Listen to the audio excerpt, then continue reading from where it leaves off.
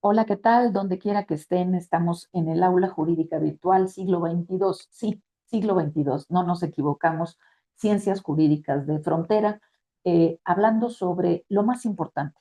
La educación es la que inicia todo y la que termina todo, pero no cualquier educación, la educación de calidad. Y eso es lo que estamos intentando hacer con quienes tienen la vocación de la docencia jurídica, que son maestros por vocación y no por ocasión. Estamos ahora, este día de hoy, con el privilegio de conversar con la profesora Denise Indira Hartling, que es también de República Dominicana, lo cual agradecemos muchísimo que nos brinde su tiempo y su experiencia, que la comparta con nosotros en este noveno Congreso de Aprendizaje Jurídico Activo de la Facultad de Derecho de Ciudad Universitaria en México, en la República Federal de México. Eh, Querida Denise, por favor, sin ninguna humildad, aunque eres muy jovencita, por favor, ayúdanos a entenderte en un contexto, compartiéndonos uno de tus logros personales o académicos más sentidos, que te sientes orgullosa, un poquito de tu lugar de origen. eh, y mm, pues esta pregunta con la que estamos transversalizando estas personas que te marcaron en tu aprendizaje, que digas, sí aprendí, me motivó, en fin, desde que tengas uso de razón. La palabra y la pantalla son tuyas. Te escuchamos con todo gusto. Gracias, maestra, muy honrada de tener la oportunidad de conversar con usted. Para decirlo así simple, aunque me llamo Denise Hatlin, vengo de un lugar muy distante del origen de mi apellido, República Dominicana, como usted lo dijo.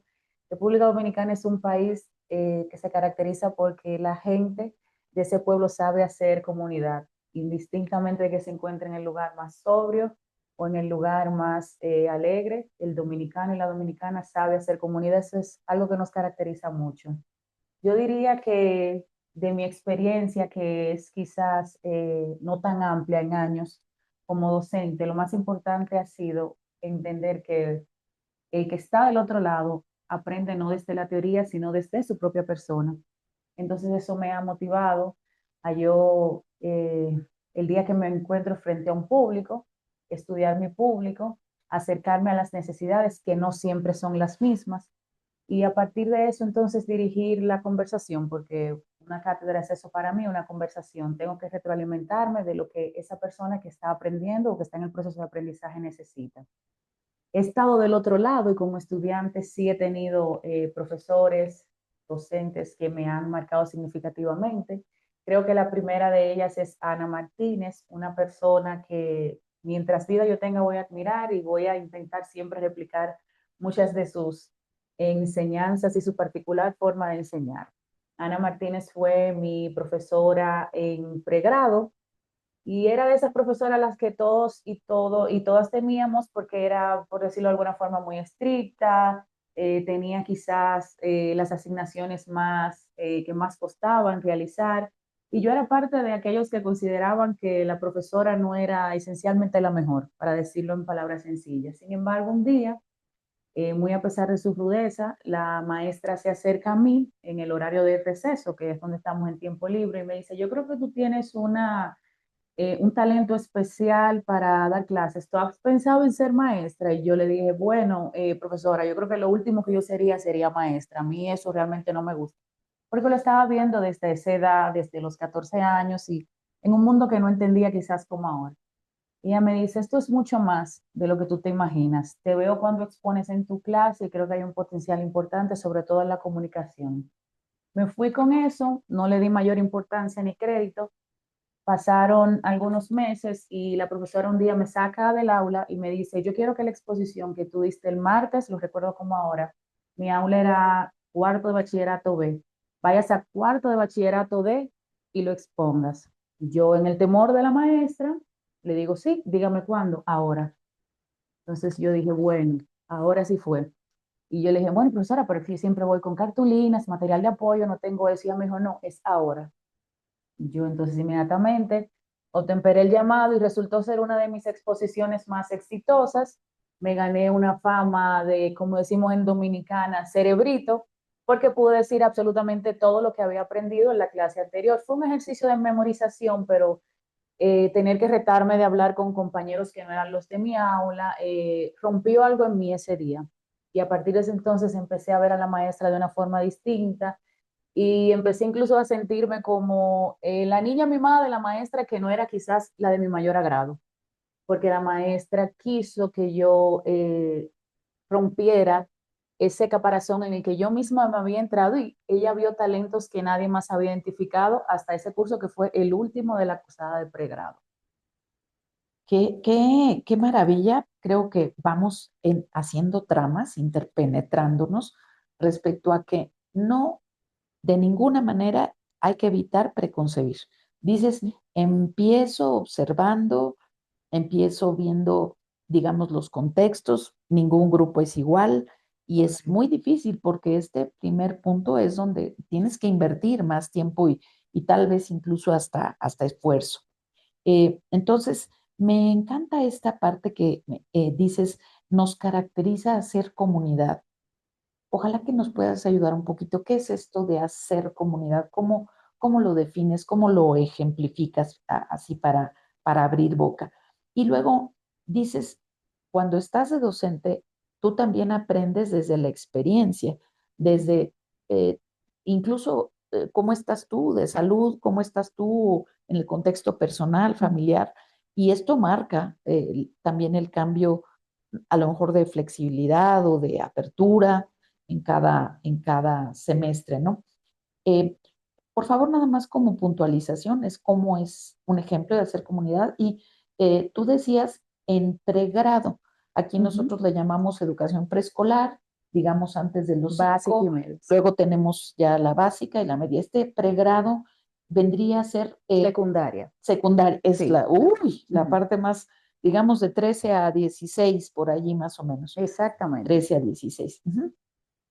Y entonces vemos a una persona observadora que trabajaba por lo que hoy conoceríamos como el aprendizaje por retos, por desafíos, ¿no? Uh-huh. Me Correcto. acuerdo mucho, mi abuela, tengo yo dos abuelas, pero una japonesa, decía, haz lo que puedas, con lo que tengas, donde estés.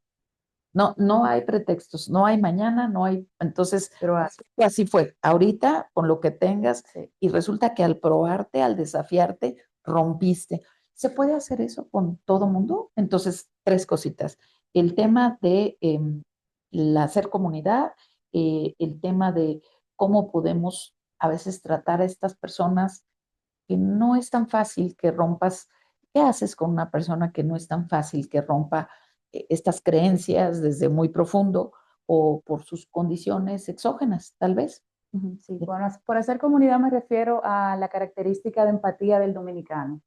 El dominicano puede estar en un escenario en donde de momento llega alguien que necesita su asistencia y sin conocerlo, en cuestión de 1 o 2 minutos, sabe la vida completa de esa persona y con relación a la situación que presente, le busca una solución. Entonces hacemos comunidad muy fácilmente, a eso me refiero con esa característica. Respecto de si podemos hacer el ejercicio que la maestra Ana Martínez hizo conmigo hace tantos años ya, podemos hacerlo, pero es necesario estudiar al estudiante para saber de qué manera. No me va a funcionar con Juan hacer lo mismo que Ana Martínez hizo conmigo. No me va a funcionar con María hacer lo mismo que puedo hacer con Juan. Quizás yo pueda con un estudiante decirle, venga usted, párese aquí porque sé que tiene la capacidad, pero quizás decirle a un estudiante, enfréntese a todos sus compañeros de este lado sea precisamente lo que lo encapsule, lo que lo limite. Entonces tengo primero que conocer a la persona, que conocer al discente para saber de qué manera puedo llegar y puedo explotar su máximo potencial. ¿Alguna barrera institucional o alguna barrera que no tenga que ver tanto con las condiciones socioeconómicas del estudiante que impida que tú hagas aprendizaje activo en tu aula o en el aula extendida? Yo diría que hay una característica, al menos en República Dominicana, para decirlo de manera global con relación a mi país, y tiene que ver con el poco involucramiento de la familia en el proceso de aprendizaje. Ahí hay una marcada diferencia del ámbito público escolar al ámbito privado. y una de las características que vamos a decir más se evidencian del ámbito público y el privado es la baja o nula participación de la familia. Entonces a veces entendemos que es responsabilidad del maestro muchas cosas que a nivel de guía son responsabilidad inicial de los padres y vamos con esa deficiencia desde pregrado a grado hasta, ¿qué puedo decirle?, doctorado, y esa persona acumula esa falta que pudo haber hecho una diferencia notable. Entiendo perfectamente bien esto que planteas y sería para todo un programa en exclusiva, pero no sé si te ha pasado que escuchas en la planta docente de pronto, dicen, pues eso no me toca, esto no me toca. Y claro, hay algunas cuestiones que por supuesto que no nos corresponden. Hay unos límites en los que el involucrarse resulta contraproducente porque no somos tampoco terapeutas, no somos personas que podamos hacer determinadas intervenciones. Pero dentro de esto que es el rumor en mesa de firmas o en el ámbito de los colegios que dicen los profesores, esto no me toca, ¿qué dirías tú que es el mayor estereotipo que tenemos que extirpar de raíz en la planta docente? ¿Cuál es este estereotipo que tú visibilizarías de decir, esto no me toca y que sí nos toca? Que la mayoría de los docentes entienden que deben tener una capacidad técnica para enseñar y lo que deben tener es una capacidad pedagógica, porque el docente tiene que tener una didáctica activa. Tú puedes ser muy buen técnico, pero no saber enseñar absolutamente nada de eso es lo que tú eres muy bueno desarrollando. Entonces, si a mí me preguntan, ¿qué tú crees que necesitan los docentes? Didáctica y metodologías activas. Una vez se entienda eso, pues lo que yo como técnico puedo aportar lo voy, vamos a decir, a guiar o lo voy a encaminar a través de eso hacia el estudiantado. Definitivamente ya nos enamoramos de ti con esta. Lo que hay que extirpar es que no solo es lo técnico, sino más que nada lo extra técnico, porque lo técnico, pues ya lo podemos hasta buscar juntos con el teléfono, ¿verdad? No es saber, pues saber cómo enseñar. Exacto, bueno, es Juana María Sancho, ¿no? Para enseñar no basta con saber la asignatura, es un texto fundamental. Bueno, pues vayamos cerrando, Denise, pero no cerrando para terminar, sino cerrando para abrir. Mm, Cuéntanos, por favor, esa experiencia exitosa tuya docente y por qué crees que sí podríamos ponerle el sello de garantía de que es una experiencia exitosa, la que tú quieras compartirnos. Tal vez a cada quien le funcione algo diferente, pero que pudiera ser una sugerencia para alguna docente, persona docente Nobel o para incluso a los que ya tenemos muchos años en la Sí, docencia, por sí. favor. Voy a hacer una confesión en esta entrevista. Realmente, al iniciar mis estudios de grado, mi intención no era ser abogada. Entonces, no fue amor a primera vista, pero sí resultó ser amor. A partir de ahí, mi experiencia docente, que es de pocos años, tuve el privilegio de captar algo de inmediato, y es que no todos los públicos son iguales, y de que si yo logro de alguna manera llevar a los estudiantes que tengo enfrente una conexión entre la teoría jurídica que quiero enseñarles y digamos que alguna situación muy de su día a día, voy a conectar y me pasó. Dentro del público al que yo he tenido que enfrentarme como docente están licenciados, público de pregrado, de grado, de posgrado también.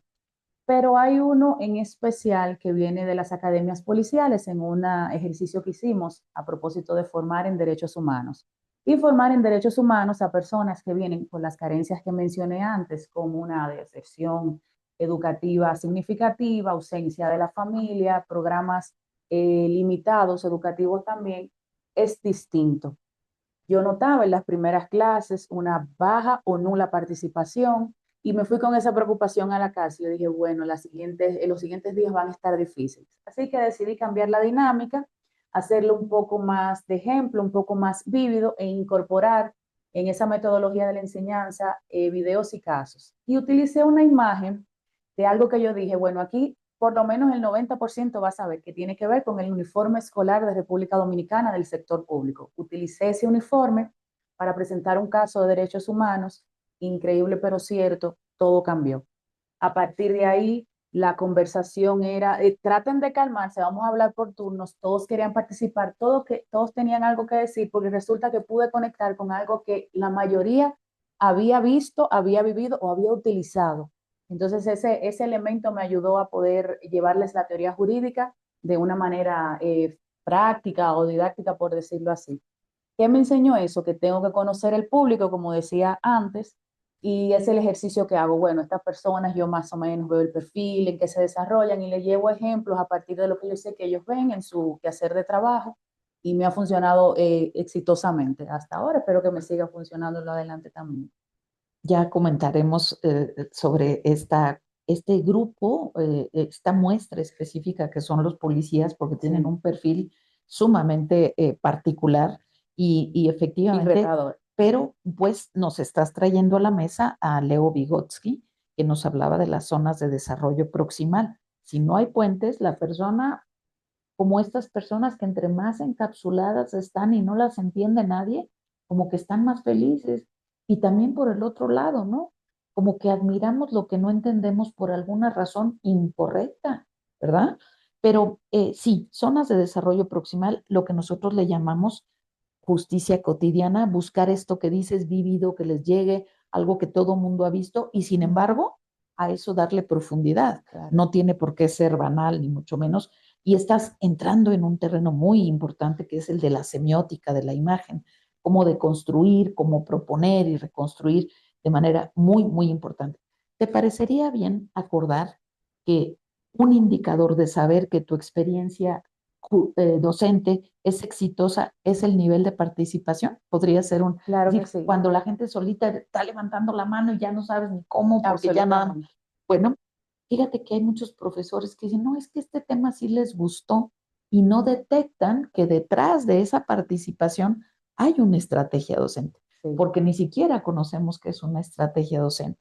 Entonces, ojalá te invitamos a que desarrolles esta estrategia docente y que también la publiques. Vamos tener que cerrar porque ya sabemos que quieres ir a cenar, Denise Indira, a Hartling, pero eh, compártenos, por favor, de esto que llamamos las reglas del juego o el encuadre. ¿Qué consideras tú que sí sería muy importante establecerlo desde el minuto uno, cuando les conoces? ¿Alguna frase que te sea personal, muy singular de ti, o alguna cosa que tú digas, esto ya me ha sucedido, aunque tengas pocos años en la docencia, y quiero evitarlo al máximo, quiero prevenir? ¿Cuál sería esa singularidad de tu encuadre, Denise? Hay dos cosas importantes para mí, que desde los primeros 5 minutos los estudiantes sepan que no van ni a ganar ni a perder puntos, que para mí ganar y perder puntos es irrelevante, que ellos van a pasar esa materia o aprobar esa materia, que es un interés por el que están, y eso se lo van a ganar en el aula. Eso es necesario y eso es inmediato. Y otra cosa que ya no resulta inmediata, pero sí quizás durante la cursada de la materia, del evento, del semestre, lo que corresponda, es que también sientan que con cierto grado de respeto, porque estamos hablando alumno-maestra, hay una proximidad para manifestar cualquier situación, que incluso en algún momento, como me pasó también a mí con mi maestra, me puede llevar a entender situaciones o escenarios por los que yo verdaderamente puedo ayudar a una persona. Visto de lejos, yo puedo entender que ese estudiante no me está prestando atención, que se entretiene con el móvil, por decirlo así. Si se acerca a mí y me dice, tengo a una persona en una clínica que está siendo operada, inmediatamente mi percepción cambia. Me ha pasado. Entonces, esa cercanía yo se la ofrezco, insisto, desde el respeto, manteniendo los límites que se corresponden para que la persona pueda abrirse, comunicar lo que necesite y yo satisfacer sus necesidades de aprendizaje que tienen mucho que ver con la vida que está llevando en ese momento también. Qué bonito dice satisfacer sus necesidades, es decir, que para eso pues necesitas conocer las necesidades. Es Necesariamente. decir, díganmelas cuanto antes, no después, no. Bueno, dos cositas para ir cerrando. Fíjate que yo un tiempo tuve la experiencia, les presentaba yo, aquí está el examen del 7, aquí está el del 8, aquí está el del 9 y aquí está el de 10, y era muy acorde con la evaluación formativa o sumativa que yo tenía, pero dejé de aplicarla porque también la fama corría de que pues coge el del Sí, 10 y entonces la dejé de aplicar. Entonces, estamos en unos tiempos en que la neuroeducación nos dice muchísimo por qué tenemos que conocer pues el funcionamiento del cerebro, el tema de la mnemotecnia, el no ser tan memoristas en lo que no viene al caso. Aquí decimos que el pensamiento crítico no se vende en farmacias, no es por Claro, kilo, es algo que se tiene que instrumentar, hay que trabajar mucho. Pero fíjate que este concepto de neurodivergencia lo están usando mucho a partir de la pandemia neurodivergente. Yo digo que todos somos una huella única, única, sí. singular. Y entonces, pues en ese sentido, todos somos neurodivergentes, pero sí hemos visto que post pandemia hay chicos con mayor dificultad de atención, con estas cuestiones. Y entonces, dos preguntitas para cerrar nuestra entrevista tendrían que ver con eh, este curso que tú recomendarías. Algún profesor nos decía, es que yo quiero saber cómo detectar cuando alguien tiene estos problemas que no son tan visibles, porque si tú eres un docente observador, pues siempre notas a alguien que sale de una norma, pero hay muchas veces estas chicas, estos chicos muy callados o muy tímidos, que no sabes cuál es el mundo tremendo que está por dentro. Entonces, no sé si tú quisieras darnos alguna recomendación al respecto y sobre todo, ¿qué curso docente tú recomendarías? ¿Y cómo evalúas? ¿Tú cómo evalúas? ¿Cuál es tu evaluación? Entonces, si quieres, empezamos por la evaluación. Tu parte de neurodivergencia y qué curso, si quieres en ese orden, para cerrar y dejarte ir a cenar. Claro. Con relación a la evaluación, el proceso de aprendizaje no es tan simple de evaluar como quizás uno entienda. Damos un examen y sacaste 10 de 10, aprobaste. Hay estudiantes que hacen un ejercicio maravilloso de memorización y tienen toda la capacidad de pasar cualquier examen. Ahora, cuando tú le dices, yo no quiero que tú memorices para responder, sino yo quiero que tú me expliques, que tú me analices, que tú construyas quizás una solución a partir de esto que yo te estoy dando, estamos en 0 de 10. Entonces, por eso digo, desde el día uno, no vengan a ganar ni a perder puntos, vengan a aprender. Eso es con relación al estudiantado. Con relación a los profesores, la necesidad básica, aprender metodologías activas. Insisto, hay docentes que entienden que soy muy bueno en mi área, soy de hecho exitoso, entonces ya tengo cubierto todo lo necesario para poder enseñar y quizás es la persona menos capaz para estar frente a un público que puede estar incluso a su nivel, profesores de posgrado, de doctorado, para enseñar cualquier cosa en la que como profesional sea brillante y un punto de referencia. Entonces, si nos enfocamos en didáctica en general, en que el maestro aprenda a enseñar, a que sea más de pedagogía que de técnica, yo entiendo que sería satisfactorio para el proceso de aprendizaje y que el estudiante pues saque de su mente el tema de los puntos, el tema de ganar y se Tú no concentre más en evalúas enseñar. entonces con un examen, ni final ni parciales. No, una persona no va a reprobar un módulo, un curso, una materia que yo dé porque haya reprobado el examen. Tu evaluación es más sumativa, más formativa. Totalmente. ¿Algún indicador que para ti sea importante, por ejemplo? Podemos decir que como la persona empieza a reflexionar a partir de los conocimientos aprendidos, hay quienes te llegan con algo muy básico durante la cursada, uno ve cómo esa persona eleva a partir de que uno los reta a pensar, no a memorizar, y eso para mí tiene el mayor de los puntajes, que no me lo va a dar un examen, que no me lo va a dar en una prueba que ya uno la pone porque es parte del programa académico, ni modo, la institución así lo exige, pero no es la esencia de mi evaluación, realmente. Perfecto. ¿Y esto de las personas neurodivergentes o muy diferentes, te ha tocado, no te ha tocado? No he tenido la experiencia, pero creo que también es parte del reto de los docentes estar preparado para y estar preparado de cara a. Una formación en derechos humanos te da una sensibilidad con relación a los temas de inclusión y de moverte a entender esas necesidades diferenciadas de cualquier tipo. Incluso una persona que viva diariamente con algún tipo de discapacidad, también yo tengo el reto de cómo te enseño a ti a diferencia de otra persona que esté en el aula. ¿Cuentan con apoyos institucionales para este tipo de personas con capacidades diferentes Muy o limitado, si se muy refiere a limitados? República Dominicana, muy Muy limitado, por no limitados, decir nulo. por no decir, estamos muy parecidos. A veces no tenemos ni accesibilidad. ¿Y qué curso nos propondrías si tú eres la tomadora de decisiones de enero a junio, julio? Con Para relación, docentes específicamente. Pedagogías activas como cuál. eh, bueno, habría que ver, no sé, metodologías activas, fue lo que dije hace un momento, pero Quizás el tema de la inclusión, a propósito de lo que usted acaba de decir, ha tocado una fibra en la que yo misma no me he especializado y creo que es muy necesario, porque de momento puedo aprender a enseñarles a todos en igualdad de condiciones, pero cuando no los tengo, ¿cómo me hago con ese público? Sí, ya comentaremos, a mí me tocaron algunas personas con problemas de salud, de epilepsia, etcétera, muy Ujú. jovencita y realmente fue muy fuerte para mí.